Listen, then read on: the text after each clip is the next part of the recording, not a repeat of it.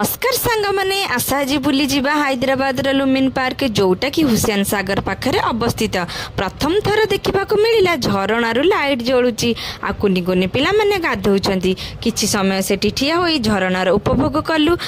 उपभोग करी पळे आसीथिलु दोली खेल पाखकु जोटी कि सानठो बड़ कमे सबु दोली थिला आ समस्ते बहुत मजा मस्ती करुतिले आ आम झियो मानकर सब कॉस्मेटिक स्टॉल पड़िथिला सेठी टिके बुला बुली करि सारी